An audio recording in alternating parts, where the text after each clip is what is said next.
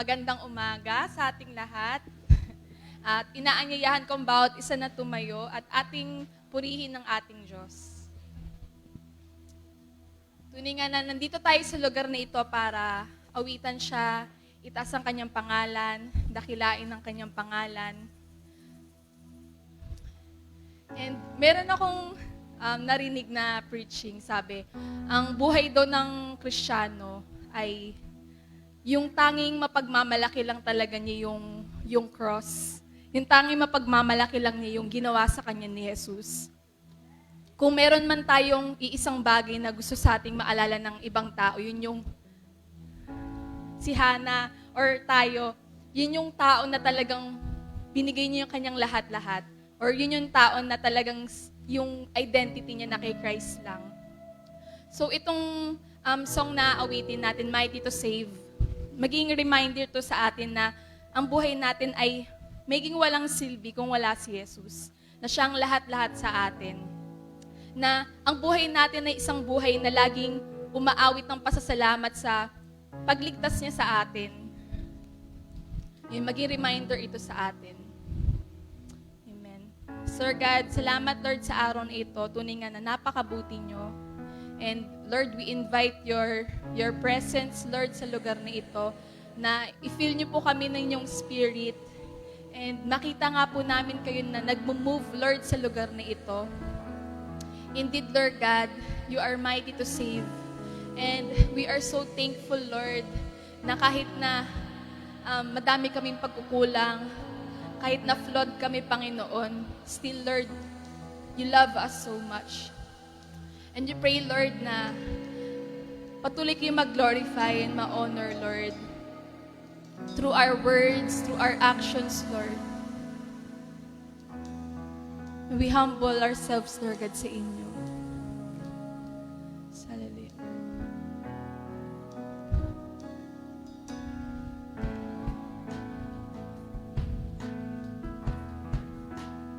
Ating i-focus ang sarili natin sa Kanya.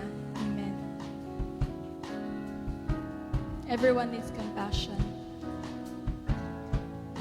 And everyone needs compassion. A love that's never failing. Let mercy. Let mercy fall on me. And everyone needs forgiveness. The kindness of a Savior. The hope of nations. Savior. And Savior, He can move the mountains. My God is mighty to save. He is mighty to save forever. Forever, author of salvation. He rose and conquered the grave. Jesus conquered the grave.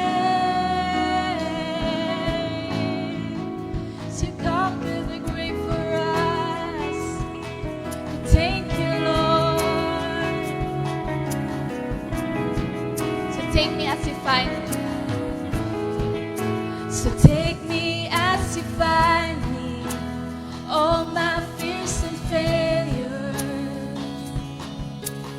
Fill my life again. I give my life to follow. I give my life to follow. And everything I believe in. Now I surrender. Now I surrender.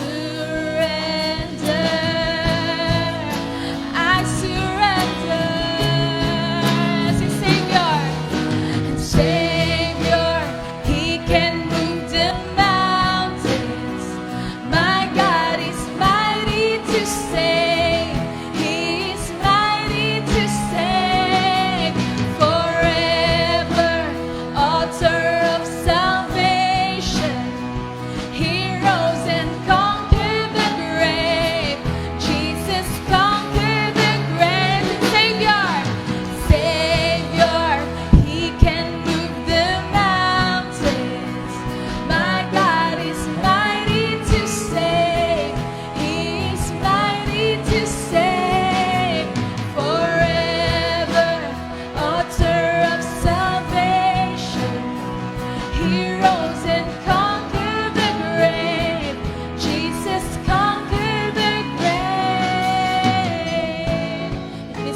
nating awitin is, Lord God, take me as you find me, Lord. Take me as you find me.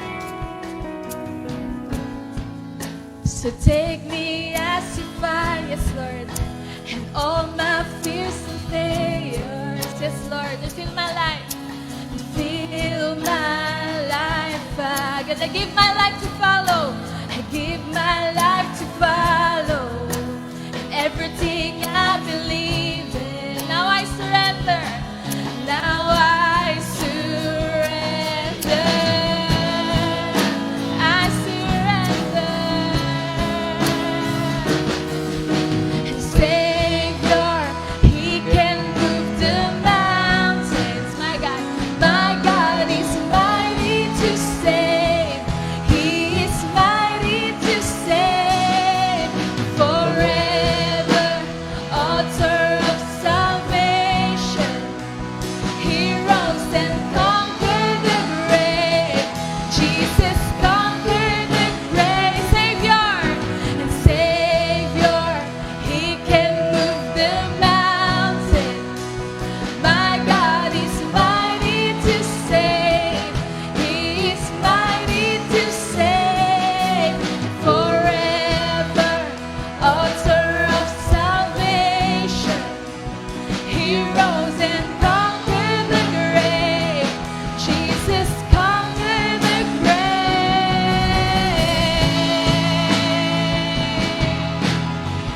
You conquered the grave for us, oh Lord.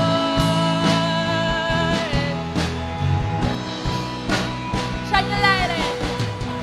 Shine your light in. Let the whole world sing. We're singing for the glory of the risen King. Jesus, shine your light in. Let the whole world sing. We're singing for the glory of the risen King. Shine your light in. Shine your light in. Let the whole world sing. Let the whole world sing. We're singing for the glory of the risen King. Jesus, shine your light in. Let the whole world sing. We're singing for the glory of the risen King. Savior, Savior, He can move the mountains. My God is mighty to save. He is mighty to save. Forever, author of salvation. He rose and conquered the grave. Jesus conquered the grave. Savior, and Savior, He can move the mountains. My God is mighty to save. He is mighty to save. Forever, forever, author of salvation. He rose and conquered the grave. Jesus conquered the grave. Savior, and Savior, He can move the mountains. My God is mighty to save. He's mighty. He is mighty to save. Forever, author of salvation. He rose and conquered the grave. For the last, let's sing Savior.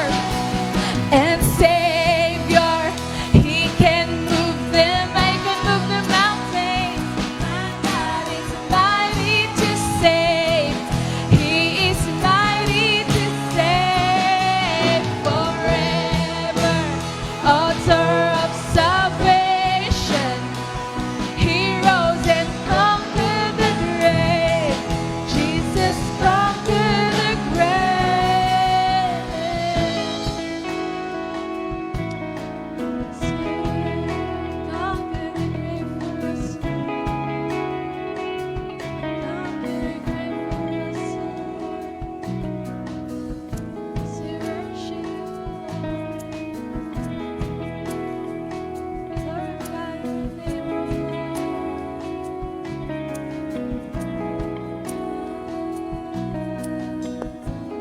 Lord God, patuloy kami nagpapasalamat. Tunay nga na kayo ang aming Savior, Lord. And you can move the mountains, Lord. Ano man yung sitwasyon or pinagdadaanan ng bawat isa sa amin, you can move the mountains.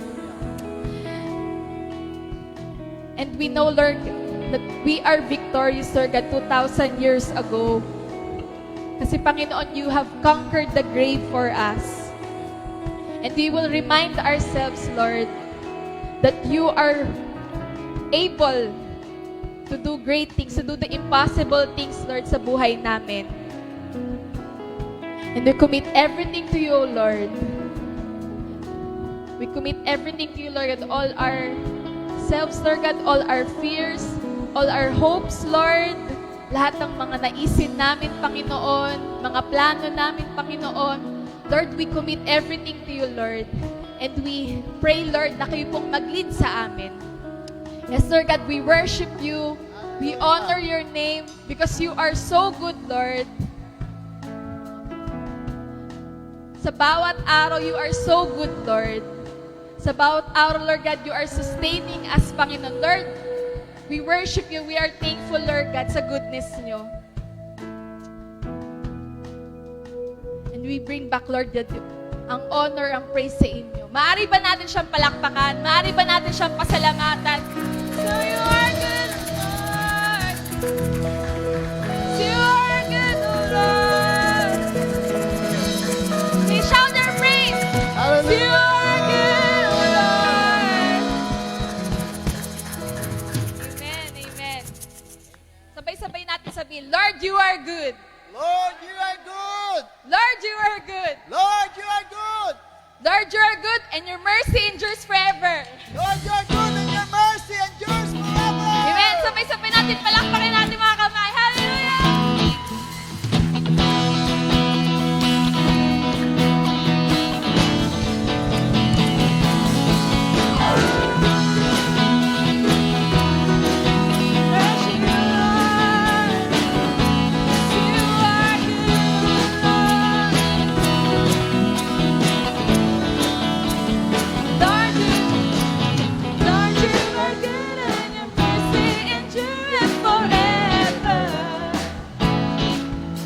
Yes, Lord, you are good and your mercy endureth forever. People from every nation and tongue, from generation to generation, we worship you. Hallelujah, hallelujah, we worship you for who you are. We worship you, and hallelujah, hallelujah, we worship you for who you are. 'Cause you are good. Amen. Minsan pa po natin awitin. Lord, you are good. Lord, you are good, and your mercy endureth forever. Lord, you are good and your mercy endureth forever. People from every nation and tongue, from generation to generation, we worship you. Hallelujah, hallelujah, we worship you for who you are. Worship you. We worship you. Hallelujah, hallelujah. We worship you for who you are. 'Cause you are good. Yes, you are, yes, you are, yes, you are. You're so good. You're so good. Yes, you are, yes, you are, yes, you are. Sing, you are good. 'Cause you are good all the time and all the time. You are good. 'Cause you are good all the time and all the time. 'Cause you are good. 'Cause you are good all the time and all the time. 'Cause you are good.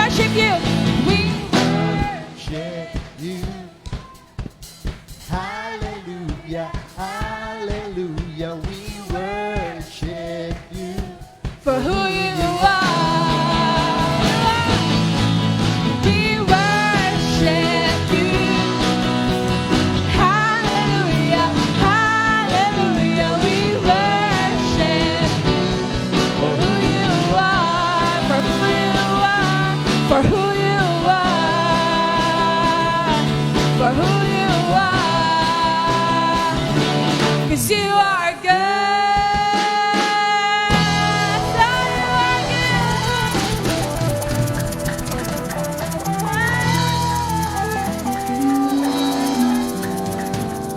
Amen, amen.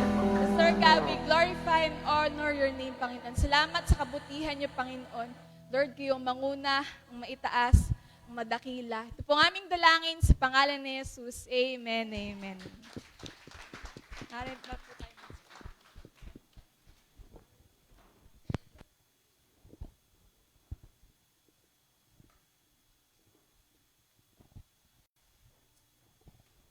Praise the Lord. Praise the Lord. Good morning. Kamusta po? Mabuti naman. Palakpakan natin ang Panginoon. Praise the Lord. This is the first Sunday ng December at ako'y bumabati na sa inyo ng Merry Christmas. Napansin niyo ba malaking pagkakaiba ng ating lugar? No? Napipil niyo ba yung spirit of Christmas? Amen? Tuloy pa rin ang Pasko. God is good. Sige, tayo po manalangin sa Panginoon. In the name of Jesus, Father, we come to you, Lord. Salamat po, Panginoon, sa pagkakataong ito na ikaw ay sambahin. Amin pong dalangin, O Diyos, na kami po ay maranasan namin, Lord, yung pagkilos as we listen to your word. Tunay nga na kailangan namin, Lord, ang iyong paggalaw sa aming buhay. Kailangan namin, Lord God, na ibalik mo kami sa iyong mga salita. Hayaan mo, Lord, na sa iyong salita kami ay kumuha ng lakas at ang iyong salita ang maging gabay namin, Lord, sa mga panahong ito. Ano man ang sitwasyon ng bawat isa, bawat kapatid na kasama namin dito sa lugar na ito at maging dun sa mga nasa kanilang mga tahanan ay Lord, tunay nga ma-enjoy namin, Lord, ang presensya mo. Maraming salamat. Lord, let the spirit of peace, the spirit of joy, the spirit of gladness ay wini-welcome namin, Lord God, na mag-take full control, Lord, ng aming sitwasyon. We thank you so much. We love you. We praise you. In the name of Jesus. And everybody will say, Amen, Amen, Amen, Amen, Amen. Purihin ang Panginoon. Okay na po. Praise God. So yung ating pong pinag-aaralan sa umagang ito ay continuity ng ating pong lesson last Sunday about the work of God. Napakaraming galaw ng kaaway sa panahong ito. May tendency na ma-focus tayo dun sa gawa ng yung mga sitwasyon na hindi magaganda. May tendency na doon tayo ma-focus at makalimutan natin that it is God. God is doing a great works kahit sa kabila ng anumang sitwasyon. Naniniwala ba kayo doon? Sabi nga ng Romans chapter 8 verse 28 that all things work together for good. So, yun po yung pinaka-importante sa buhay ng Kristiyano na alam natin na may ginagawa ang Diyos. At yung paggawa ng Diyos, napakahalaga yan sa buhay natin. Dapat alam natin na ano ba yung purpose ng paggawa ng Diyos? Bakit ba siya gumagawa? Alam nyo, everything na nakikita natin ngayon sa pamagitan ng nature, yan, yung mga bundok, yung surrounding, yung heaven, and everything na nakikita natin, those are the works of God's hand. And what is the purpose? Ano ba yung purpose nito? Para, para makilala natin siya. Right? It's very important para sa ating lahat na makita natin ang Diyos sa pamagitan ng kanyang mga ginawa. Or else, ang makikita lang natin ay ang gawa ng kaaway. Kitang-kita naman natin ang gawa ng kaaway. All this tragedy, itong mga pandemic na ito, itong mga baha na ito, itong mga crisis na ito, we consider it the works of fallen. Itong gawa ito ng fallen world. Itong mundong ito na napailalim sa sumpa dahil sa kasalanan ay patuloy na gumagawa ng hindi maganda sa buhay natin. At napaka-importante na behind sa mga hindi magaganda nating nakikita na nangyayari, ay makita pa rin natin ang gawa ng Panginoon. Amen? Madali ba yon? Posible ba yon? At if you have your Bible, can you open your Bible with me sa Book of Psalms chapter 111. Basahin po natin ang isang napakagandang Psalms. It is a Psalms of praise. Praise to the Lord. Basahin ko po rito sa New King James Version. Okay, sabi po rito, praise the Lord. I will praise the Lord with my whole heart in the assembly of the upright and in the congregation. The works of the Lord are great, studied by all who have pleasure in them. Verse 3, his work is honorable and glorious, and his righteousness endures forever. He has made his wonderful works to be remembered. The Lord is gracious and full of compassion. He has given food to those who fear him. He will ever be mindful of his covenant. He has declared to his people the power of his works in giving them the heritage of the nations.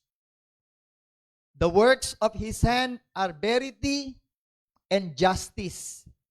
All his precepts are sure. They stand fast forever and ever, and are done in truth and uprightness. He has sent redemption to his people. He has commanded his covenant forever. Holy and awesome is his name. The fear of the Lord is the beginning of wisdom, and good understanding have all those who do his commandment. His praise endures forever. Amen. Palakpakan natin ang Panginoon.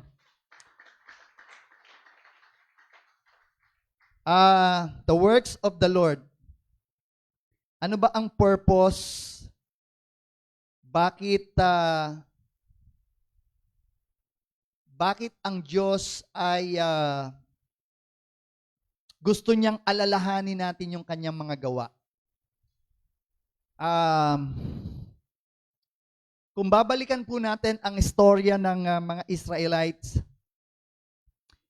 they were redeemed by God from the land of Egypt. They were slaves for 430 years. They cried to God. They cried and cried to God until God sent Moses to deliver them and set them free. And 40 years, nag-travel sila sa desert, sa wilderness. They have no anything. Wala silang kahit anong bagay. Wala silang shelter na pwede nilang pagkublihan sa heat of the sun. Wala silang daladalang sapat na pagkain. Wala silang source of water. Wala silang GPS para i-guide sila. Wala silang assurance kung makakarating ba sila sa land, sa pangako ng Diyos na lupain para sa kanila. But after those 40 years ng pagta-travel nila, they enter into the promised land. Yung promised land na yon ay land flowing with milk and honey. Ibig sabihin, abundant sa lahat ng bagay. So lahat ng kailangan nila ay nandun na. The problem is, now that they are settled, nakatira na sila doon, maganda na ang buhay nila, nasa kanila na lahat ng bagay, what's next? Alam nyo, sometimes there are more danger in being settled than being in a journey. Alam mo, sa paglalakbay nila, they always trust God. Sa paglalakbay nila sa wilderness, they depend on God.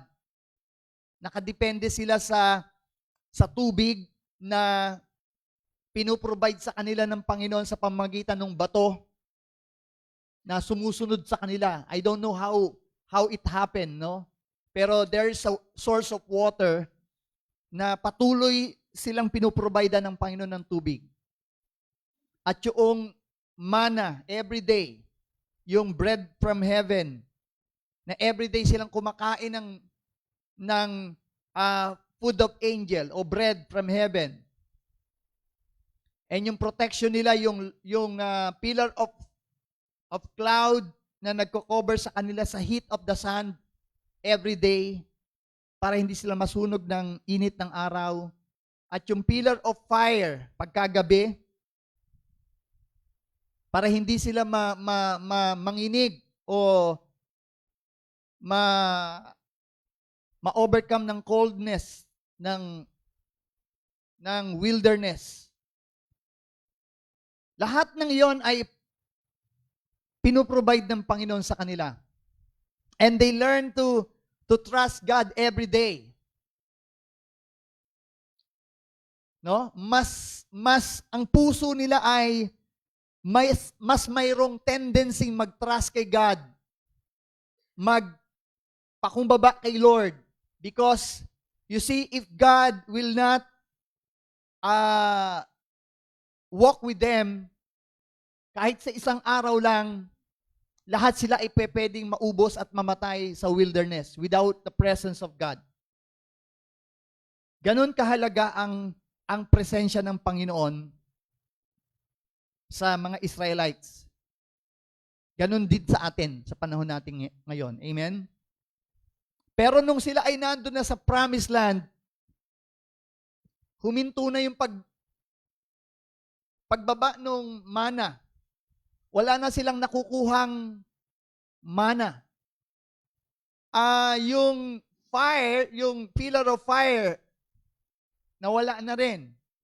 Yung apoy na nagbibigay ng init sa kanila during the night, at saka yung cloud. Okay? So, meron na rin silang mga balon na kinukuhanan nila ng tubig at hindi na sila nakadepende doon sa bato. Nakasama nila doon sa wilderness na nagpo-provide sa kanila ng water. So, maganda na ang buhay nila at ang tendency nito ay dahil sa maraming mga foreign gods na sinasamba ang mga tao doon sa lugar na ito at dahil maraming mga klase ng mga bansa na nakatira doon sa bansa na pinaglagyan ng Diyos sa kanila, there's a tendency na mahatak yung kanilang puso na sumamba rin sa mga Diyos na ito. So yun yung challenge sa buhay ng mga Israelite. Ano ang pipiliin nila? Doon sa land kung saan sila tinubos ni Lord, they are slave. Sila ay in bondage. Sila ay nakakulong sila. Sila ay slave, alipin sila. Ano pa? Pinahihirapan sila. So ito yung kalagayan nila sa land of Egypt. They cry out, so God delivered them, and so they travel in the wilderness. Sa wilderness naman, there is no assurance. Every day, they need to trust God for every supply. Every day. Kailangan mag-provide si Lord sa kanila. So anong pipiliin mo? Nandun ka kung ikaw ang Israelite, nandun ka ba dun sa Egypt na kayo ay alipin doon? Kayo ay pinapahirapan doon? Kayo ay hindi malaya doon? O ikaw ay naglalakbay sa wilderness? Ano pipiliin nyo sa dalawa? Ha? Yung naglalakbay. Tama? At least malaya ka na. Kaya lang, doon sa wilderness, alam nyo ba na ang mga Israelite doon ay nagreklamo? Dahil nakaranas din sila doon na itest sila ni Lord. Naranasan nila doon na minsan wala silang tubig. Minsan nagke-crave sila sa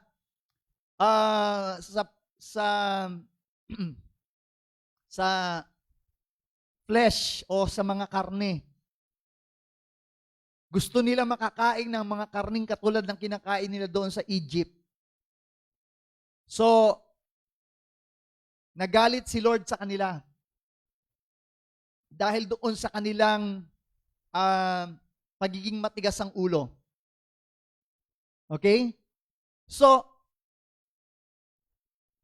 kung nasa Egypt sila, kumakain sila, pero slave sila. Dito sa wilderness, they need to trust God every day. Every day. Every day. At nung nandun naman sila sa promised land, settled na sila. Wala na silang masyadong problema other than the nation that surround them worship other gods. At ang kanilang pagsamba ay liberal. Ibig sabihin, you can do whatever you want. You can serve any God you want to serve. At sa pagsamba nila, ang pagsamba ng mga tao doon sa Kanaan ay may kasamang lahat ng klase ng lustful, worldly, idolatrous, lahat ng klase ng evil kind of activity na kinasusuklaman ng Panginoon. Yun ang klase ng pagsamba na ginagawa ng mga nation. So may tatlong option, may tatlong klase ng buhay ang naranasan ng mga Israelites. Nung nasa Egypt sila, slave sila. Nung nasa wilderness sila, they need to trust God for every supply. Water, shelter, food, protection, everything. To the point na kukuha nilang i-provoke si God, nakukuha nilang magreklamo kay God. Nangangamba sila na baka mamatay sila doon sa wilderness if God will not provide them food. Pero ngayon na nandun na sila sa promised land, alam nyo ba kung ano nangyari sa kanila? They forsake God. They abandon God. Kinalimutan nila ang Panginoon. So, anong pipiliin mo sa ganong klase ng buhay? Alam nyo, yan yung tendency na kailangan natin paglabanan sa buhay na ito. Wala tayong, walang madaling option, walang easy na sitwasyon sa buhay. Kahit ano ang sitwasyon natin, laging may challenge. Alam nyo tayong mga Kristiyano, ang isa sa temptation na pinagdadaanan natin ay yung gusto natin ng komportableng buhay.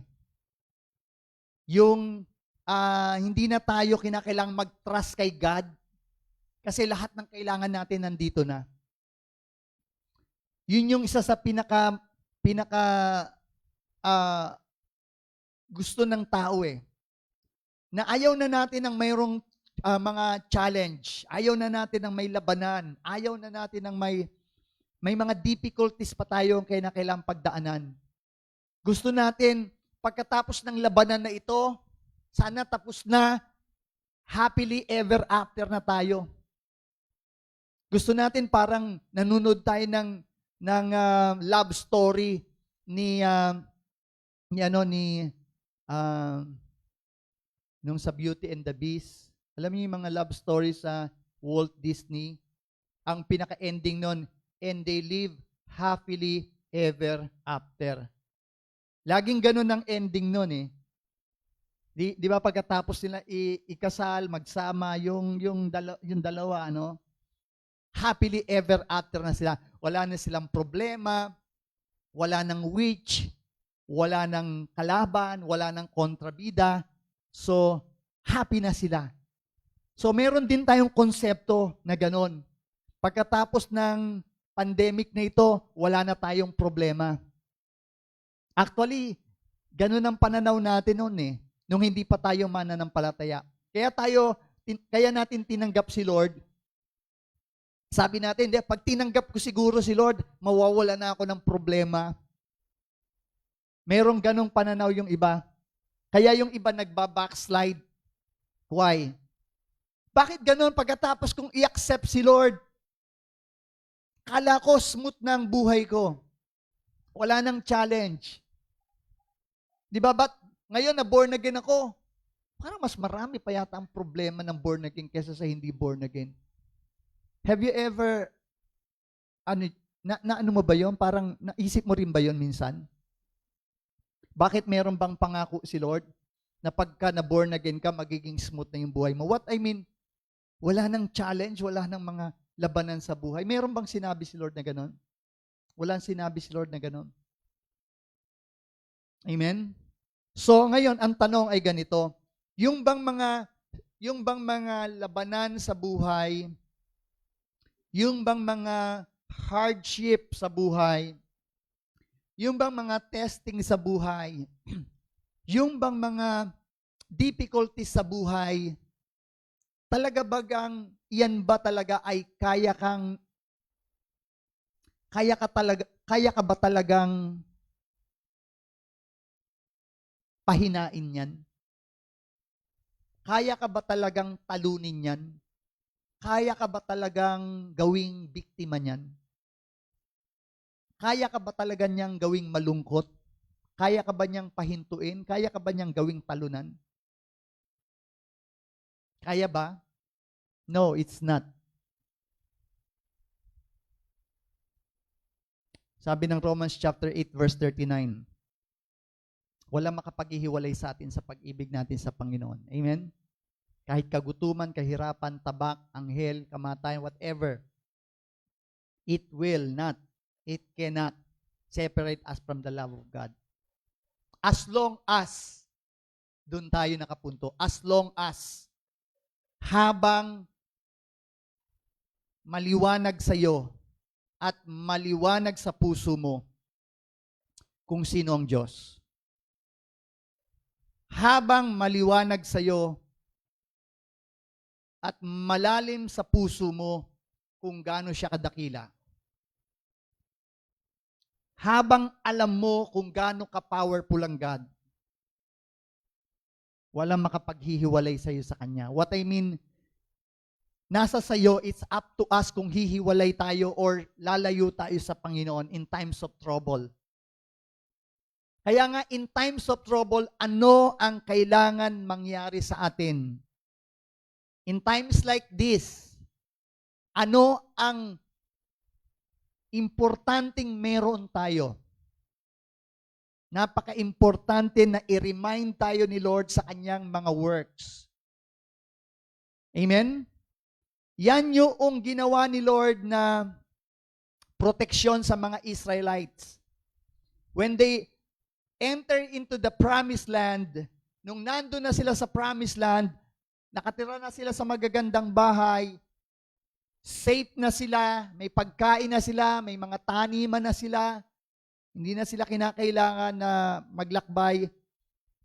Sabi ni Lord sa kanila, naaalala niyo pa ba yung aking mga ginawa sa inyo? Paano ko kayo pinalaya? Paano ko kayo pinagtanggol kay Pharaoh? Paano ko nagpadala ng mga salot sa kanya? Paano ko gumawa ng mga himala sa pamagitan ni Moses? Di ba? Paano ko hinawi ang dagat? Paano ko kayo binigyan ng lahat ng pagkain na kailangan nyo? Paano ko kayo nililiman? Paano ko kayo dinala dito sa promised land na ito? All those things are the works of God. That's the only way to keep them from falling into the trap of the enemy. It's the work of God. It's the work of God na nananatili sa mind and heart nila, ang mag-iingat sa kanila para wag nilang iwanan ng Diyos nila, para wag nilang ipagpalit ang Diyos nila.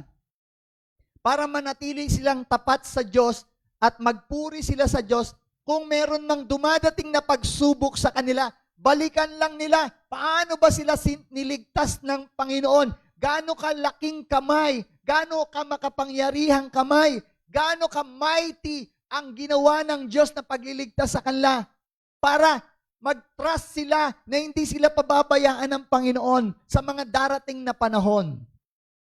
Pwede bang pabayaan sila ng Panginoon ngayon na naandun na sila sa promised land? Pwede bang doon pa sila pabayaan ng Panginoon at sila ay muling alipinin ng mga kalaban at gutumin ng Panginoon dahil hindi na sila kayang pakainin ni Lord? Mayroon bang kaibahan na kaya ng Diyos silang palayain sa Egypt? Kaya silang pakainin ng Panginoon 40 years? And then suddenly, God will abandon them now that they are now in the land of promise? Is there any difference? Meron bang kaibahan? Meron bang mas mabigat sa Diyos? Meron bang panahon na hindi tayo kayang tulungan ng Panginoon? During those time na wala pang pandemic at ngayon na may pandemic, nung panahon na hindi pa tayo born again, pinakakain tayo ng Diyos. Ngayon pa kaya na ikaw ay born again? Hello? Nung panahon na hindi ka patapat sa Diyos, hindi mo matandaan kung kailan ka ginutom ng Panginoon. Ngayon pa kaya na ikaw ay nagpupuri sa Panginoon? Ngayon pa kaya na sinasabi mo, Lord, ikaw lang ang sasambahin ko? Ngayon ka pa kaya pabayaan ng Panginoon? Pero, binibigyan tayo ni Lord ng pagkakataon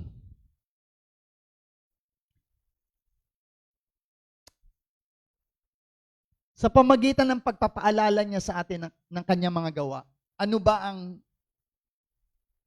ba ang purpose ng gawa ng Diyos? Ulitin natin doon sa chapter 111. Una, binasa natin doon sa verse 1. Anong sabi doon? Praise the Lord. Sabihin niya natin, praise the Lord. Have you praised the Lord for His works in your life? Have you always praised the Lord because you know that He is the Lord always working in your life? Do you praise the Lord because you know that God will continue to work in your life? Praise the Lord. Yan lang po ang angkop na sagot natin sa lahat ng ginawa ng Diyos sa atin mula noon hanggang ngayon at sa darating na panahon ay purihin ang Panginoon. Paano natin pinupuri ang Panginoon? Paminsan-minsan, Ano yung kasunod nun? Naalala. Hindi ko alam. Sorry po. Praise the Lord. I will praise the Lord with my, not with my heart, but with my whole heart. Pwede rin with half or 1/4, 1/3, 1/5, 1%. Or it's the Lord who said, na with all our heart. Amen?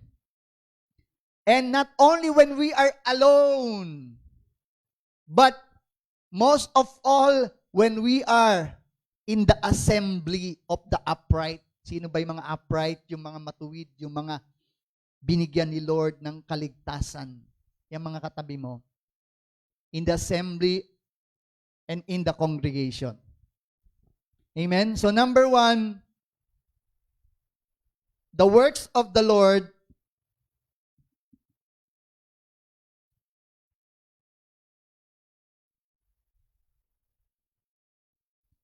Number 1, the works of the Lord are make us to praise Him. Amen? Amen? So, bakit tayo nakakalimot magpuri sa Panginoon? At bakit minsan hindi whole heart ang pagpupuri kay Lord? Because we forgot to remember His works in our life. Kaya nga, sabi ng salita ni Lord, always meditate His Word. Joshua chapter 1 verse 8. In meditating the Word of God, you are always reminded of His works. Mababasa mo ang lahat ng mga works ni Lord sa Bible, sa story ng mga Bible characters. At lahat ng ginawa ni Lord sa kanila ay pagpapahayag ni Lord na kaya niyang gawin yon kahit kanino. Higit sa lahat sa iyo. At that makes you praise Him with your whole heart. Amen? Ngayon, bakit ho ba tayo nagpupuri sa Panginoon? Alam niyo ba na ang pagpupuri sa Diyos ay una, ito lang ang tamang dapat gawin sa Diyos na gumawa sa iyo ng mga dakilang bagay. Pag hindi mo pinuri ang Panginoon, anong tawag doon? Sa kabila ng paggawa niya sa iyo ng mga dakilang bagay and you don't praise God, anong tawag sa ganon? Unthankful. Diba? Ungrateful. Sa Tagalog, walang utang na loob. Sakit to, di ba? Pag sinabihan ka, wala kang utang na loob. Sa Pilipino, hindi maganda yun, di ba? Pero wala ditong walang utang na loob. At ang utang na loob, hindi natin kayang bayaran. Kaya lang nating pasalamatan ng Diyos. Utang natin, hindi lang loob natin, pati lahat-lahat. Kaya ang magpuri sa Panginoon ay angkop lamang sa Diyos. Amen? At ang pagpuri sa Diyos ay maganda para sa atin. Maganda para sa iyo dahil naaalala mo kung gaano siya kadakta sa iyong buhay. Napaka-importante na laging malinaw sa iyo kung gaano kalaki, gaano ka-powerful ang Diyos na iyong pinaglilingkuran. Napaka-importante na mas malaki ang Diyos kaysa sa problema para sa iyo. Dahil iyon ang totoo.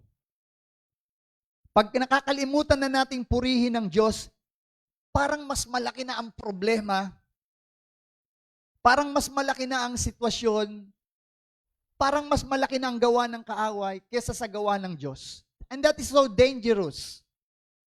Pwede na tayo magreklamo at umangal, mag-doubt, manlamig. And that is very dangerous kasi nagkakaroon ng pagbabackslide, pagtalikod sa pananampalataya because nakikita na natin ang mga hindi magagandang nangyayari kumpara sa mga magagandang ginagawa niya. Very dangerous. Para sa atin, kung hindi na natin nakikita ang Diyos na gumagawa? Kasi sa dami pa naman ang nakikita nating problema araw-araw, minamagnify ng dyablo ang mga gawa niya sa iyong buhay. Pinapakita ng dyablo, tignan mo itong problemang ito. Tignan mo, marami kang gustong bilhin pero konti lang ang pera mo. Kawawa ka naman. Magkakaroon ka na ng, magiging maramot ka, mag-iisip ka na, maawa ka sa sarili mo, maging mainggitin ka, hindi ka na mapagpasalamat, hindi ka na maging masaya. Kasi nakita mo na yung maliit na problema. Hindi mo ba naisip na sapat-sapat pa rin? Amen? Sapat-sapat pa rin. Hindi ka pinababayaan ng Panginoon. Meron bang namatay sa atin sa gutom? Amen? Yung mga sa inyo, gabi na kumakain pa eh. Nung bumagyo, yung Ulysses, maraming tao, dumami ang bigas. Hindi ko naman sinasabi na maganda po yung Ulysses. Sinasabi ko lang naman, sa kabila ng mga bagyo, mayroon pa rin ginagawa ang Diyos. Amen po? Pwede ba natin palakpakan doon ng Panginoon? So ito pong unang bagay na dapat mangyari sa atin dahil sa ginagawa ng Diyos sa buhay natin. Pangalawa, bakit natin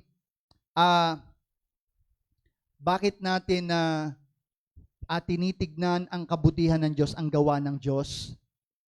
Yun nga, para purihin siya. At bakit natin pinupuri ang Panginoon? Number 2, the works of the Lord are great. The works of the Lord are great. Great. Sabihin nga natin, great. Praise God. Great. Studied by all who have pleasure in them.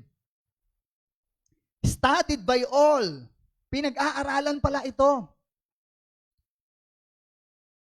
Maraming tao ang hirap ngayon mag-aral dahil nga sa hindi maganda yung klase ng environment ng school ngayon, di ba?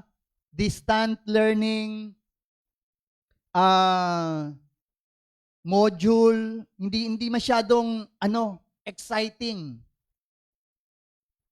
Pero alam nyo ba na ang work of God, yung mga gawa ni Lord, is great and it must be studied by all who have pleasure in them. Studied means kinapupulutan ng aral. Kinapupulutan ng maraming magagandang bagay. Nakapagpapatatag ng pananampalataya. Nakapagpapatalino. Nakapaglalayo sa atin sa gawa ng masama. Nakapag-iingat sa atin para wag tayong mahulog sa maraming mga patibong ng kaaway. So pag binabasa mo ang Bible at nakikita mo ang mga gawa ng Diyos, paano siya gumawa ng miracles sa mga Bible characters, paano nagligtas si Lord, pinag-aaralan mo, right? You study them. And you learn a lot. You have pleasure in them. So ang pleasure pala ng mga Kristiyano is when we are looking to the works of God. Kapag nakapokus tayo sa kanyang mga gawa. Kasi alam nyo ba na ang gawa ng Panginoon sa mga nakalipas na panahon ay paghahanda lang sa iyo ng Diyos sa mga gagawin niya sa iyong kasalukuyan? Ibig sabihin, higit pa sa ginawa niya noon, ang kaya niyang gawin ngayon. At greater things than this you will see. Amen? Greater than this. Kasi pag gumawa si Lord, laging progressive. Hindi papangit, papaganda. Papaganda. From glory to glory. Amen po? Kaya ang Kristiyano po, papaganda din ng papaganda. Payag ba kayo nun? Parang hindi payag si Balong doon. Binabago tayo ng Panginoon araw-araw.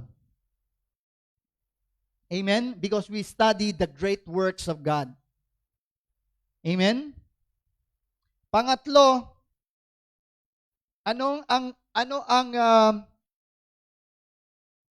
dahilan bakit natin pinupuri ang Diyos sa kanyang mga gawa? Number 3, His work is honorable and glorious. Honorable and glorious. What do you mean by honorable? Kagalang-galang at punong-puno ng kagandahan, glorious. Nakikita natin ang kanyang katangian, ang kanyang pagiging matuwid na Diyos. Yung hindi niya nagbabagong kalikasan ay nakikita natin sa kanyang mga gawa. So nakikita mo si Lord sa kanyang mga gawa.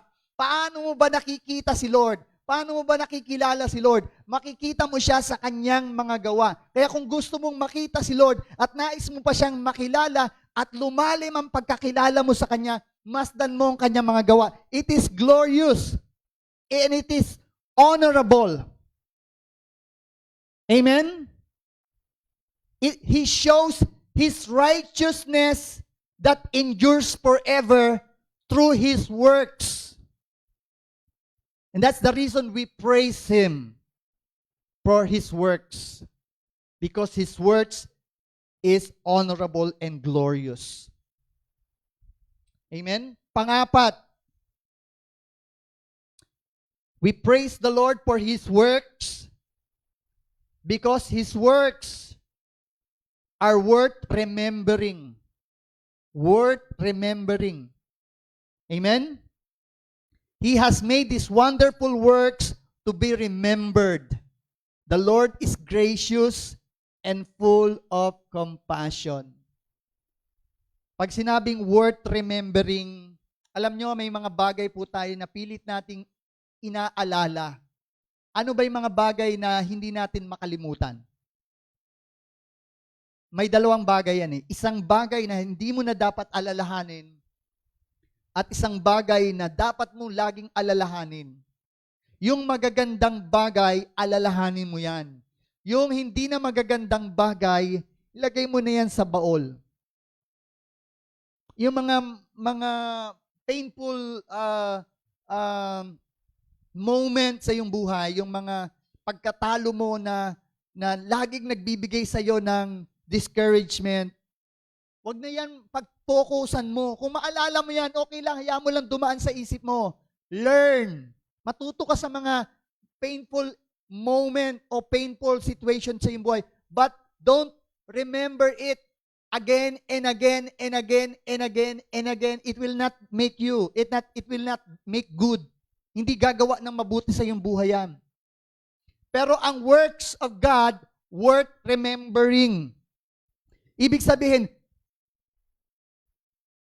gamot yan para wag kang mabaliw sa mga problema. What I mean, wag kang mapraning, wag kang ma-depress, wag kang malungkot at matalo ng discouragement at ng mga anxiety at ng mga takot na masyadong prevailing sa panahong ito. Masyadong napakadaling matakot sa panahong ito. Kumati lang ang lalamunan mo, ninervyusin ka na eh. Di ba? Magkaroon ka lang ng, sumakit lang ng konti lalamunan mo, natatakot ka na. Ito na ba yung COVID? Naku po, mamamatay na ba ako? So, ang daming mga tao ngayon na talagang tinitiis ang takot. Kahit Christian, hindi tayo immune na matakot. Pag pumapasok na sa isipan mo yung mga nakita mong nangyari sa mga ibang mga tao na napapanood mo sa TV, mga nababalitaan mo, mga naririnig mo, na naaalala mo, nako, yung nangyari kay ganun, baka mangyari din sa akin. So pagka ganun ang naging activity sa mind mo, what will happen to you? Ang isip pala natin para din yung para din yung plancha. na minsan, pag tinodo mo, umiinit ng gusto yan at nakakasunog. Ang isip pala natin din, pag sumobrang pag-iisip, sumasakit. Ang tendency, pag sumakit yan, parang nag-o-overheat na makina yan. Pwedeng magkaroon ng problem ang makina, di ba? Pag sobrang init. Ganon din ang isip ng tao pag sobrang isip. At pag ang inisip mo, hindi maganda. Pag lalo pa yung mga gawa ng mga tragic na mga pangyayari, mga pangit na mga pangyayari, yun lang naalala mo, mahirap mabuhay sa ganon klase. Kaya yung works of God, pinapaalala sa atin ng Lord at gusto ni Lord, purihin mo siya at purihin mo siya. Walang option sa buhay kundi mag-focus sa Diyos. Amen po? At para mag-focus ka sa Diyos, tinulungan ka ng Diyos na mag-focus sa Kanya. Nag-iwan siya ng marami niyang gawa. At isinulat niya dito sa Bible ang napakarami niyang mga himala at gawa. Para sabihin sa iyo, for so many years and many generations, they have experienced the works of God. Ngayon pa ba hihinto ang Diyos? Kaya, alalahanin mo, put into remember all His works. Pati yung mga ginawa ng Diyos sa iyong buhay. Meron ka na bang mga pinagdaanan sa buhay mo na naranasan mo ang pagkanlong ng Diyos sa iyo? Naranasan mo yung comfort ng God. Yung akala mo parang hindi mo makakaya pero nakatawid ka. Hindi mo na namalaya, nakatawid pala ako ron. So, yun pwede mong alalahanin yun. It's the work of God. Para sabihin mo sa sarili mo, hindi ako pinabayaan ni Lord eh. So, hindi rin niya ako pababayaan sa anumang sitwasyon na aking pagdadaanan. Yun ang dapat. Maging, tayo sa ganun, maging sanay tayo sa ganung klase ng pag-alaala. Kung meron tayong naaalaala, dito tayo mag-alaala sa mga gawa ng Diyos. Kasi alam nyo, dangerous po na walang laman ng isip. Dangerous na ang isip mo ay hindi puno ng mga mabubuting bagay. Dangerous na ang laman ng isip mo ay kung ano na lang ang pumasok. Kasi may mga pumapasok po dyan, kung ano-ano mga thoughts. Pag nananaginip ka, may mga pumapasok na mga kahindik-hindi, kagimbal-gimbal, na mga kasinungalingan ng kaaway, to the point na tatakot ka. Ba't hindi ka managinip ng gising? Kailangan ba tulog ka lang nananaginip? What I mean, pwede mong paganahin ang isip mo kahit nagising ka. Yung iba po, active lang ang isip pagtulog. Doon lang sila nananaginip. Pwede kang managinip ng gising. Umupo ka dyan at isipin mo ang lahat ng bagay na kayang gawin ng Diyos sa buhay mo. Isipin mo lahat ng bagay na pinangako ng Diyos sa kanyang salita. Imaginein mo ang sarili mo na ikaw si David. At si Goliath tinalo ni David, kaya kaya mo ling talunin. Ikaw si Jehoshaphat, katulad ni Jehoshaphat na umawit sila sa Panginoon at ang Lord ay nagpadala ng kanyang ambush sa mga enemy. At tinalo ni Lord ang mga kalaban ni Jehoshaphat because nagtiwala si Jehoshaphat. Ako rin, magtitiwala kay Lord. Yan ang dapat nating ialaala sa sarili natin. Lahat ng ginawa ni Lord noon. Wala tayong ibang option para mabuhay mga kapatid, kundi sa pamagitan ng kanyang mga salita. Amen po? Kung saan nakasulat ang kanyang mga gawa. Panglima, bakit natin pinupuri si Lord? Dahil sa kanyang mga gawa. Amen po? Ano ba ang mga gawa ng Panginoon? For His works are powerful. Powerful. Saan nakasulat yun? Sa verse 6. He has declared to His people the power of His works in giving them the heritage of the nation. Yung mga nations, mas malakas sa mga Israelites yan eh. Yung mga Canaanites, Hittite, Jebusite, Amalekites, na mga nakatira doon sa lupang Kanaan, tinalo lahat yon ng mga Israelites. Kinonquer nila yung land na yon because God who is with them is so powerful. Amen? They are a very tiny nation. Even until now, Israel is living in that land. Magbasa tayo ng diyan sa balita, tingnan natin sa YouTube. The land of Israel or the people of Israel are living in the land God gave them. They are a very tiny nation. At maraming bansang nakapaligid sa kanila ang gusto na silang tirisin. Lahat ng karamihan sa mga bansa sa mundo, nagtataka at nagtatanong, how come na itong Israel ay nagmamalaki na para bagang walang mahirap sa kanila, na para bagang mayroon silang dahilan para magmalaki. Sige nga, lusubin nga natin sila. Ginawa nila yan. Pinagtulong-tulungan sila ng maraming Arab country. Somewhere in 1967. Nagtulong-tulong ang Egypt, I think Egypt, Syria, mga iba't ibang Arab country.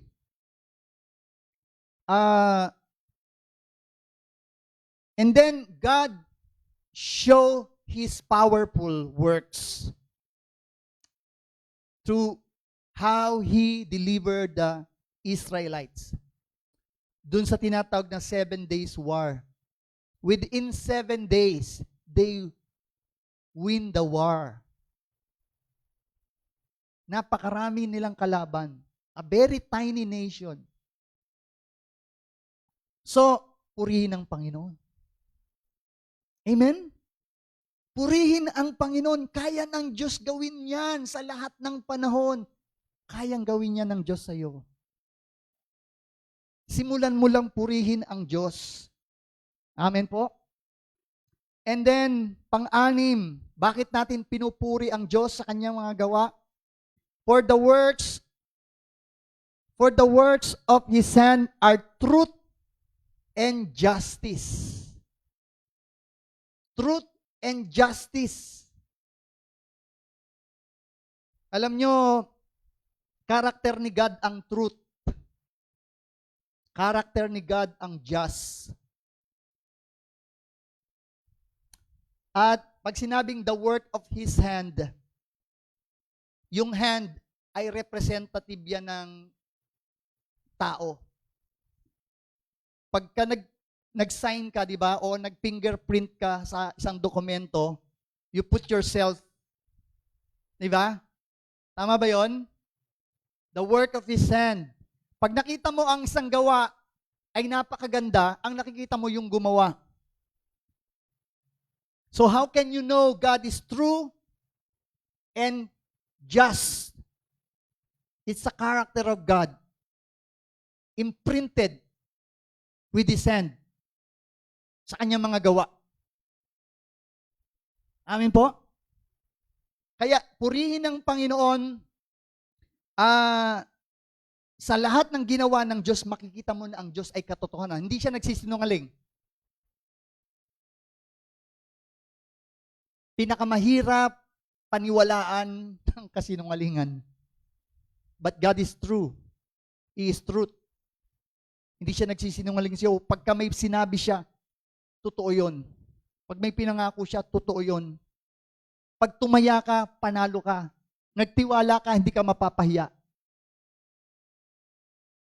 Nagtiwala ka sa Panginoon, hindi ka niya pwedeng yung ang tawag doon? Tanggihan or iwanan. Just siya eh. Just. Ibig sabihin, kaya ka nagtiwala sa Kanya, you put your trust in Him. How can He abandon you? You see? Kaya yung mga nagtitiwala sa Panginoon, ano yan eh? Blessed sila eh. Blessed sila. How can you be blessed? If you put your trust in God. Put your confidence in God because God is true, God is just. Tutumbasan niya ang pagtitiwala mo, tatapatan niya ang pagsunod mo, tatapatan niya ang pananampalataya mo, He will not be unjust. Itong binigay mo sa Kanya, bibigay niya rin yung Kanya. Ibinigay mo yung sayo, bibigay niya yung Kanya sayo. Binigay mo yung pagtitiwala mo, bibigay niyang katapatan niya. Nagtiwala ka, purihin ng Panginoon. Amen? Makikita mo. Makikita mo yun because He is just. He is true. Amen? At makikita mo yun sa kanyang mga gawa. Makikita mo yun kung paano ni-rewardan ng Panginoon ang mga tao sa Bible. Tama ba? Kahit ngayong batang nagbigay lang ng, di ba, ng ilang pirasong tinapay, ilang pirasong isda, ba pagkatapos pinadami ng Panginoon, di bumalik sa kanya yung binigay niya, may tubo pa, at nakita pa niya si Lord. Amen ba? Kung paano ginamit siya. Amen? Si Peter, walang mahuling isda, pero he listened to the word. After he listening to the word, the Lord Jesus said, go and throw your net for a catch. Sabi ni Peter, Lord, wala kaming nahuli magdamag but at your word, at your command, sige. You just follow. He throw his net and he catch multitude of fish. And he realized that wala palang masasayang. Wala palang pagtitiwala at sacrifice na masasayang. Hindi man ngayon mo makita, but it will. Magbe-bear fruit, magkakaroon ng resulta ang lahat ng pagtitiwala sa Panginoon. It is shown by the work of His hand. Amen po? Sa maraming mga Bible character, makikita mo kung paano ang Diyos. Kaya purihin ng Panginoon sa kanyang mga gawa. Panghuli, we praise the Lord for His works stand forever. Gawa lang ng Diyos ang mananatili. Dalawa lang yan, gawa ng tao at gawa ng Diyos. Pero gusto ng Diyos na tayo gumawa. Kasama siya. Pagka ang tao ay gumawa sa kanyang sarili, masisira lang kanyang gawa. Sabi ng 127 ng Psalms, unless the Lord build the house, those who labor in vain. Di ba may dalawang taong nagtayo ng bahay? Yung nakinig sa salita ng Diyos at saka yung nakinig lang at yung nakinig lang at yung nakinig at nagsagawa. Yung nakinig lang at hindi nagawa ang salita ng Diyos ay katulad ng mangmang na nagtayo ng bahay sa ibabaw ng lupa at buhangin. Dumating ang bagyo, nawasak ang kanyang bahay. Pero yung taong nagtiwala sa Panginoon, amen, minahal ang salita ng Diyos, ay katulad ng isang matalinong tao na nagtayo ng bahay sa ibabaw ng matibay na pundasyon. Dumating ang baha, hinampas ang bahay na to at nanatili. Gusto ng Panginoon, gumawa tayo sa Kanya, sa Kanyang salita. Gumawa tayo na si Lord ang dahilan, si Lord ang ating gabay. Gumawa tayo sa kapangyarihan na bigay niya sa atin, hindi sa sarili nating lakas. Amen? Sapagkat ang anumang ginawa ng tao sa sarili niyang lakas ay hindi mapagtitiwalaan. Pero pag tayo ay lumalakad sa pagtitiwala, ang Diyos ang gumagawa sa atin, sa ating buhay. At hindi tayo may TikTok. May nagti-TikTok, pasensya na po. Baka narinig nyo lang kasi. So, let us allow God to work in us. You are the work of His hand. And you will stand the test of time. You will stand even in time of storm because you are the work of His hand. That is why you must praise Him for all His works. Amen? Praise God. Tayo pong lahat ay tumayo. Thank you, Father God. Hallelujah. Thank you, Jesus. Thank you, Lord God. Purihin ang Panginoon. Hallelujah, hallelujah, hallelujah. We give you praise. We honor you, Lord God. Purihin ang Panginoon. Thank you, Father. Oh, thank you, Jesus. Thank you, Lord. Thank you, Lord. Hallelujah. Panginoong Diyos, marami pong salamat. Can we just lift up our hands at sabi mo, purihin ng Diyos. Purihin ng Diyos. Panginoon, salamat na ikaw ay gumagawa kahit hindi ko nakikita. Can we sing that song once again? Yung Waymaker. Thank you, Lord God. Amen. As we sing this song, let us be reminded na hindi pa tapos ang Diyos. Hindi pa siya tapos in a way that what He has started in you, He will complete it. He will complete it until the day of Christ's return. Hanggat tayo naghihintay pa lang sa pagbabalik ng Panginoon, the Lord is continuously doing a great works in your life. Huwag natin hayaan na mapokus tayo sa ibang bagay. Mag-focus tayo sa ginagawa ng Diyos sa ating mga buhay. Thank you, Father God. Can we sing that? Thank you, Lord. Amen, amen. Praise God. Thank you, Lord God. You are here, moving in our midst. Thank you, Lord God. As we sing this song, let us sing it worshipfully to the Lord.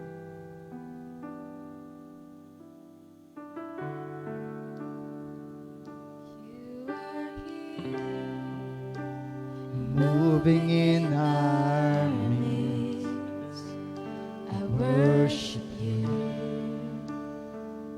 I worship you. Hallelujah. You are here, working in this place. I worship you. I worship you. You are here. You are here, moving in our midst. I worship you. I worship you.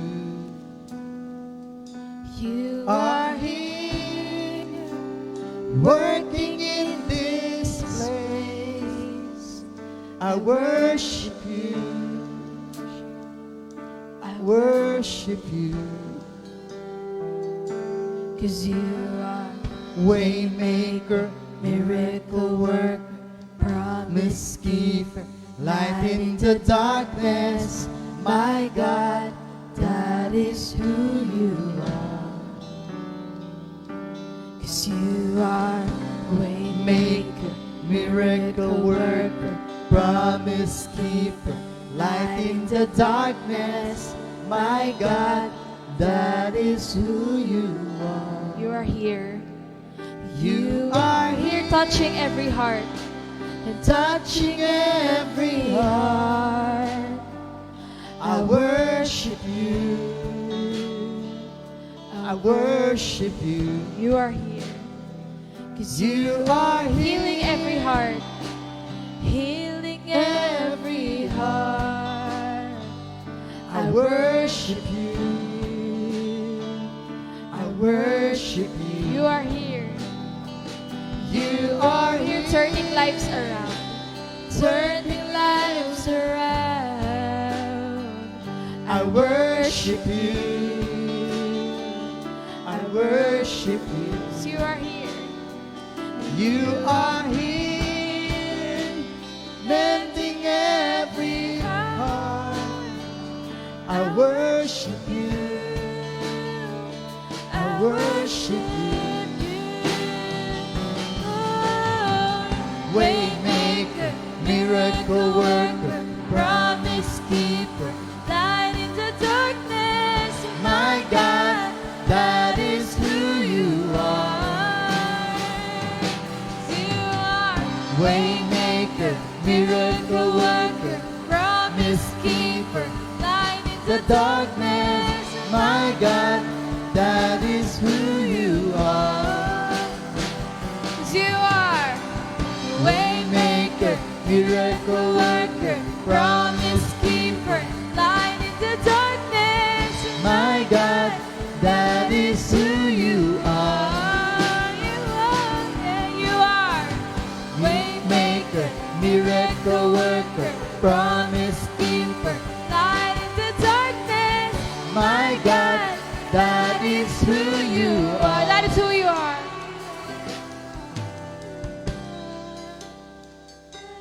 Who you are. That is who you are. That is who you are. Even when I don't see it. Even when I don't see it, You're working. Even when I don't feel it, you're working. You never stop. Never stop working. Never stop. Never stop working. Even when I don't see it, you're working. Yes. Even when I don't feel it, you're working. You Never stop. Never stop working. You never stop. You never stop working. Even when I don't see it, you're working. Even when I don't feel it, you're working. Never stop. Never stop. You never stop working when. Even when I don't see it, you're working. Even when I don't feel it, you're working. Never stop. Never stop working. Never stop. You never. Waymaker. Waymaker, miracle worker, promise keeper, light in the darkness, my God, that is who you are. Waymaker, miracle worker, promise keeper, light in the darkness, my God, that is who you are. Miracle worker, promise keeper, in the darkness, my God, that is who you are. Waymaker, Miracle worker, promise keeper, light in the darkness, my God, that is who you are. That is who you are. That is who you are. That is who you are. That is who you are. That is who you are. Oh, that is who you are. That is who you are. That is who you are. That is who you are. Hallelujah. Praise the Lord. Minsan na naginip si Solomon after ng kanyang isang engranding pagsamba at paghahandog sa altar ng Diyos nung ginawa niya yung temple. That night, he dreamed. He saw God. And God talked to him in a dream, and God said to him, "What do you want me to do for you? What do you want me to do for you?" Parang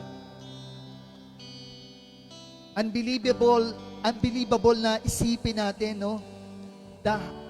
May pangyayari palang ganito sa Bible.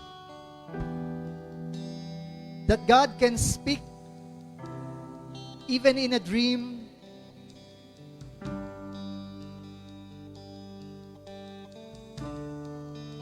And he said to Solomon, "What do you want me to do for you? Ask whatever, and I will give it." Solomon said, "God, bata pa ako. Hindi ko alam kung paano maging hari. So give me a wise heart so that I could judge, I could rule, I could do what is right as a king in this nation of Israel. And God was so happy with what Solomon asked, because God said, you didn't ask me the life of your enemy. Hindi kamatayan ng kalaban mo ang hiningi mo. Hindi rin mahabang buhay, hindi rin kayamanan. Ang hiningi mo ay matalinong puso. Sabi ng Panginoon, ibibigay ko sa iyo. Kasama ang kapangyarihan, kasama ang kayamanan, at kasama ng marami pang bagay. Do you know that God is asking you the same thing? Parang hirap isipin, no? Can God do it? You know, God can give anything, but there's a but. Only within the boundary of His will. Of course, hindi bibigay ng Diyos sa isang bagay na makakasama sa iyo. Meron siyang sinabi, if you ask anything according to my will. Sabihin mo nga, Lord, I believe you can give me everything according to your will. Show me your will. Help me to know your will. Help me to live in your will. That's the first thing that I want to ask of you. Not this, not that, not those. But I want to learn how to live according to your will. Can we ask that from the Lord? Lord, teach me how to walk in your will. Before I ask anything, let me learn to follow your will, to know your will, to know your heart, to love you, Lord, to serve you, Lord, to be faithful to you, Lord. Help me, Lord, to understand your purpose, your plan. Teach me your word. Let your word be planted in my heart. That is what I want. That is what I want you to do to me. Help me to walk in your will. That is the thing that God is asking from you. Ask anything. Pero ang sabi ng salita ng Diyos, seek ye first the kingdom of God and His righteousness, and all these things shall be added. Kung may hihingin tayo sa Panginoon, turuan tayo ng Lord na unahin siya. Kung may hihingin ako sa Panginoon, turuan ako ni Lord na magtiwala sa Kanya. At sa oras na ito, yan din ang hingin natin sa Kanya. Lord, turuan mo ko na tumingin sa iyo at magtiwala sa iyo. Sa lahat ng ginawa mo noon hanggang ngayon, isang bagay lang ang tinuturo sa amin. Ang purihin ka namin ng buong puso at pagtiwalaan ka namin. Can we lift up our hands to God? You pray to the Lord right now. Speak to God and say, God, work in my life. Kumilos ka sa buhay ko. I want you, Lord, to move in my life, to work in my life. Ayoko, Lord God, na maging pangkaraniwan. Ayoko maging katulad lang ng dati. I want change in my life. I want you to work in my life. I want you, Lord, to move in my life. Just how you works in the life of Israel, how you bring them from the land of bondage, you set them free, you lead them through the wilderness and bring them into the promised land. Lord, bring me out, bring me out, bring me out. Bring me out, Lord. Alisin mo ko dito sa luma. sa nakasanayan. Alisin mo ko, Panginoon, sa kabulagan. Alisin mo ko sa kalamigan. Alisin mo ko sa katigasan ng ulo. Alisin mo ko, Panginoon, sa pagiging matigas, pagiging rebelde, pagiging mapag-alinlangan, pagiging masuwayin, pagiging hipokrito. Tanggalin mo ako sa pagkabilanggo. Works in my life, Lord. I want you and your hand to works in me. Just how you works in them. Works in me, Lord. I want to know you. I want to serve you. I want to declare that you are great, oh God. Lord, hallelujah. Can we pray that prayer? God is listening to your prayer right now. God is listening. God is able. He is powerful. He can do anything. But if you will ask Him, ask the things that He wants you to ask of Him. May mga bagay na siyang gusto na ibigay sa'yo, pero hindi niya maibigay ng todo-todo dahil hindi mo hinihingi sa Kanya. Basag na puso, contrite heart, pusong nagtitiwala, pusong mapagpakumbaba, pusong masunurin. Can we ask of that? Yan ang hiningi ni Solomon nung time na yon. Bigyan siya ng matalinong puso. Pero tayo, kaya nating humingi hindi lang ng matalinong puso, ng basag na puso, na walang ibang pagtitiwalaan kundi ang Diyos. Walang ibang aasahan kundi ang Panginoon. Only God can do that. We cannot do it to ourselves. Hindi natin kayang gawing matalino at mapagpakumbaba ang ating puso. Hindi natin kayang baguhin at turuan ang ating puso na maging masunurin. But God can do it by the power of His hand.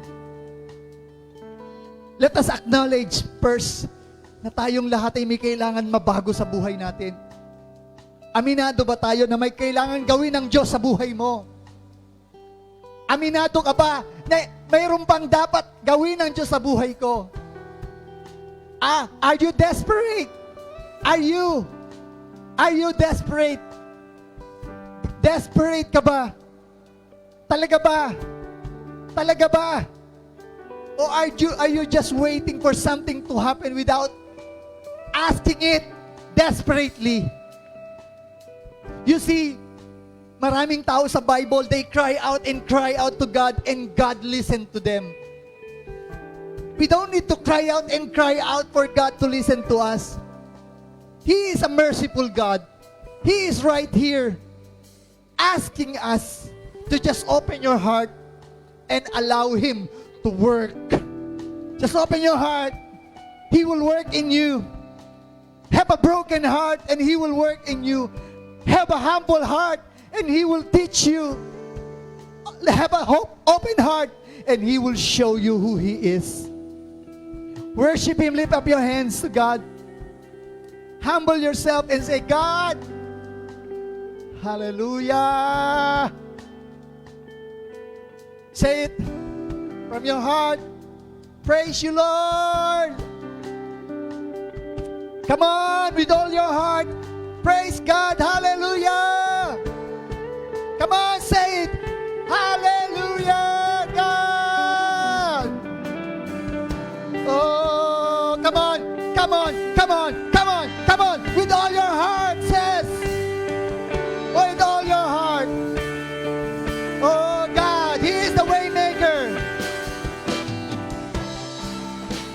Miracle worker, promise in the darkness, my God, that is.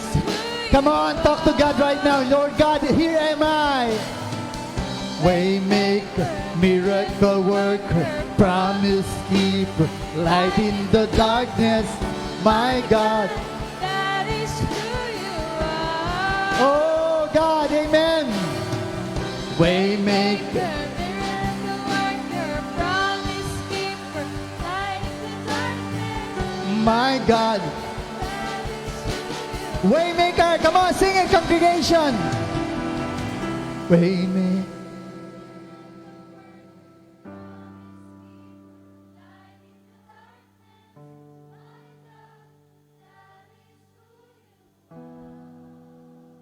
Waymaker, waymaker, miracle work. My God, that is who you are. That is who you. That is who you are. That is who. That is who you are. Father God, we thank you, Lord God. Panginoong Diyos, hindi ka patapos. You are still the God who is the way maker, miracle worker. And this is what we want, Lord. Give us a changed heart. Give us a new heart. Give us a thankful heart. Give us a heart that follows hard after you. A heart that longs to worship you. A heart that trusts you with all. A heart that waits for you. A heart that wholeheartedly praise you. Sa kabila ng anumang sitwasyon, nagtitiwala na ikaw ay gagawa tulad ng dati at gagawa ng higit pa. Hallelujah. Lord, I bless your people right now. Hallelujah. I bless them in the name of Jesus. Lord God, ang kanilang mga dalangin, ibigyan mo ng kasagutan. Dalangin nila sa kanilang pamilya, kaligtasan ng kanilang mga anak, ng pagkakaisa nila sa pananampalataya, pagsasama-sama nila sa pagsamba, isang pamilyang naglilingkod sa iyo, may takot sa iyo, may paggalang sa iyo. Isang pamilyang ginagamit mo para sa iyong kaluwalhatian. Pagbuklurin mo, Lord, ang tahanan. Gawin mong isa ang aming puso. Isang pamilyang sumasamba. Hindi man kami ganun sama-sama, pero saan man sila naroon, makilala ka. Makilala ka. Magtiwala sila sa iyo. Lord, kami po ay pagkaisahin mo bilang isang simbahan.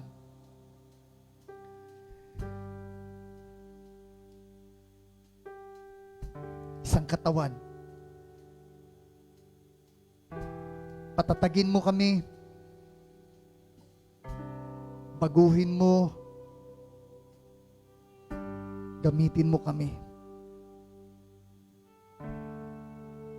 At ang himala mo, Lord God, we trust you.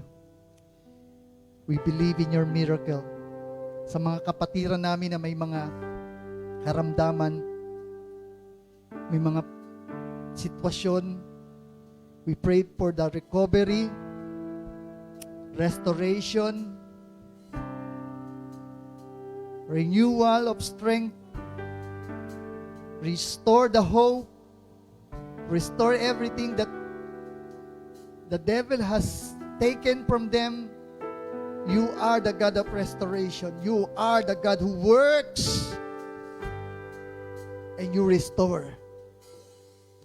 This church, restore this church, Lord. Restore our worship. Restore the fellowship. Restore our fire. Restore our heart. Restore our love to you. Restore us, O God, and we will serve you, Lord, together. Thank you, Father, for your works in us. In Jesus' name. Amen.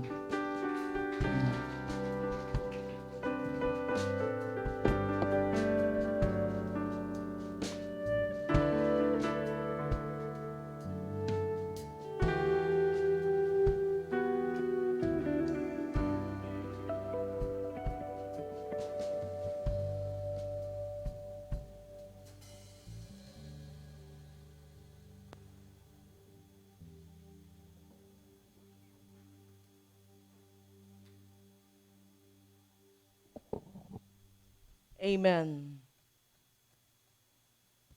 So, dako po tayo sa ating communion service. At I hope ay nakapaghanda po kayo. But anyway, in case na yung iba po ay nakalimutan, and I hope sa 2021 ay huwag nyo na pong makalimutan, doon po sa ating kitchen ay meron po, and kindly serve yourself na lamang po. Amen. So yung mga may pamilya, share your biscuits and grape juice sa mga pamilya nyo po. And then yung walang kapamilya dito, hindi nyo kasama, doon po sa ating kitchen meron po yan. Punta na lamang po kayo doon and kindly serve yourself. So ang pwede lang po bahagianan, mag-sharean ay yung mga may pamilya. Yung may pamilya lamang po. Kung sakaling kayo ay naririto at wala kayong kasamang pamilya at nakalimutan nyo magdala, actually, meron po, self-service meron po sa likod. Amen. So malinaw po yan ang aking instruction kasi po hanggat maaari po, talagang kayo lamang po hahawak ng inyong mga communion element. So pwede lang mag-share yung within the family cycle.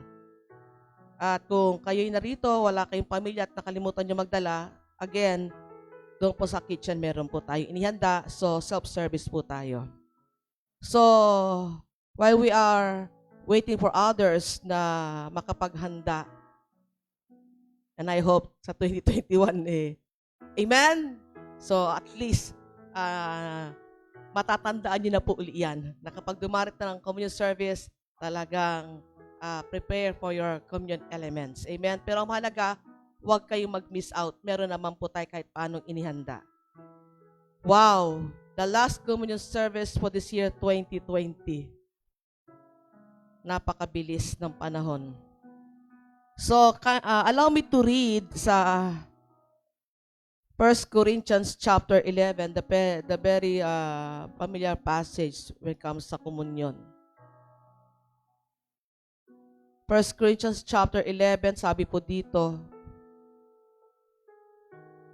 mula verse 23,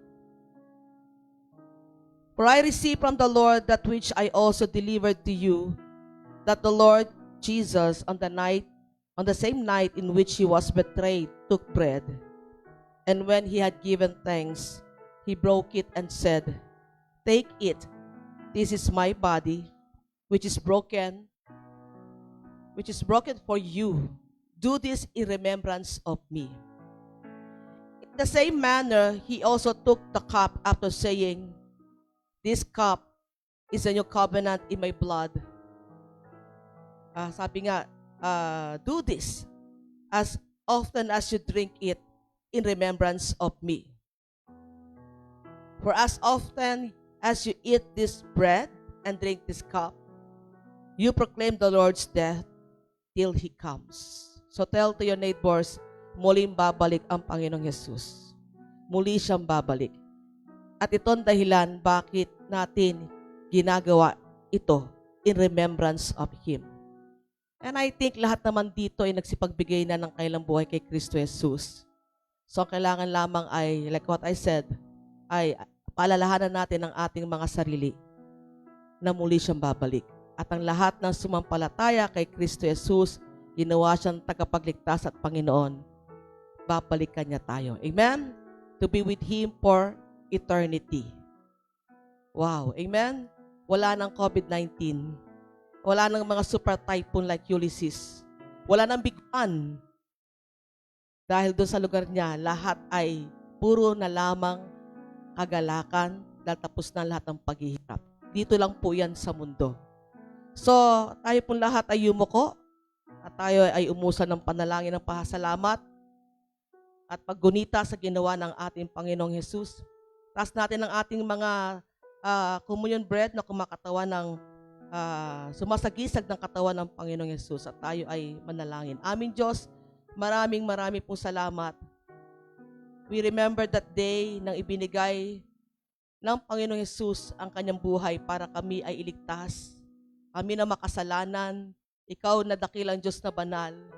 Ngunit dahil sa ipinagkaloob mo ang iyong bugtong na anak na si Jesus, dahil ganun na lamang ang pag-ibig mo sa amin, sabi ng iyong salita sa Juan 3:16, na iyong ibinigay ang iyong bugtong na anak, na kung sino man ang sumampalataya sa kanya ay magkaroon ng buhay na walang hanggan at huwag mapahamak sa kapahamakan ng impyerno. Kami po'y nagpapasalamat, O aming Diyos, na tunay ngang grabe ang ginawang pagtubos sa amin ng Panginoong Hesus. At sa araw na ito, ginugunita namin muli ang kanyang ginawa. At kami po'y nagpapasalamat. Come on, church, kahit na po sa inyong mga tahanan, magpasalamat po tayo sa ginawa ng Panginoong Hesus. Sabihin natin, thank you, Jesus. Thank you for giving your life. Thank you for saving my souls. At tunay ngang aming Diyos. Sabi nga, sa mga katawang nasira, nagkapunit-punit ang kanyang likod, nagkalansog-lansog ang kanyang mga buto, ang ginawad nito'y kagalingan pa sa aming mga katawang panlupa. And right now, Father God, in the name of Jesus, we claim the healing touch, O God, ang iyong himala ng kagalingan ay dumaloy sa mga nangangailangan nito mula sa aming naririto at patungo, O God, sa mga kapatiran namin, kapamilya namin, kakilala, kaibigan na nangangailangan ng kagalingan pisikal. In the name of Jesus, O God, we receive your healing touch. Na tunay nga sinabi na yung salita na sa mga sugat na natamo ng Panginoong Hesus, ang iginawad nito'y kagalingan. Maraming pong salamat aming Diyos sa pangalan ni Jesus. Amen. We can now partake the bread while in the manner of worship. Amen.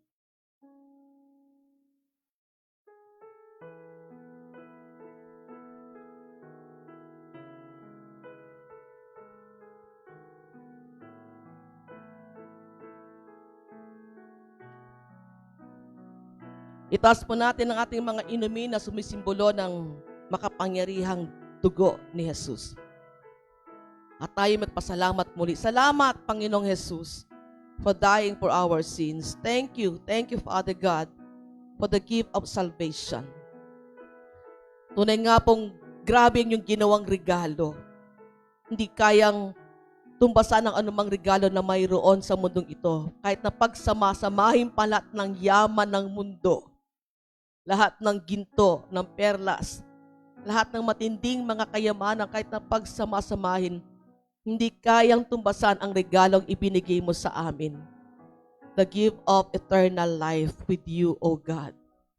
Kung kami po'y nagpapasalamat, thank you for sending your Son, Jesus. Once again, O God, we truly, Father God, thank you, O God, for sending your beloved Son, Jesus, to die with our sins, in our sins, to redeem us for being a sinner. And now we enjoy this life, na kahit na may pagsubok sa mundong ito, alam namin na hindi kami talaga dito sa mundong ito. John 14, you are preparing something very good, wonderful, talagang super wonderful, good for us. Thank you for that place, for mansions. Thank you, O God. We give you the highest praise and glory sa pangalan ni Jesus. Amen. You may now drink your communion na drink. Amen.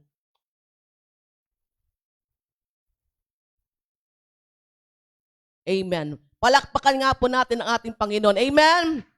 God is good. Amen. Hallelujah. So before we end up again, di pa tayo tapos. Sa inyo din mga kanyang tahanan, you can join with us sa prayer because in the Spirit tayo po'y magkakasama. So kailangan talaga ipag-pray natin our nation. Of course, every families, lalo na sa ating church, and all the born-again churches in our land. Unahin na natin ang ating iglesia. Amen? So, pray all kinds of prayer na kailangan nyo. Kung kahit after my closing prayer, yung mga narito po, kindly group yourself into 3. And then, as your group, kung ano yung mga prayer nila, pag natoka ng nation, sama mo na ipag-pray yung nasa kanan mo, lagi nasa right mo para maayos yung ating group prayers. Amen? And then, after nun, we can go home. Amen?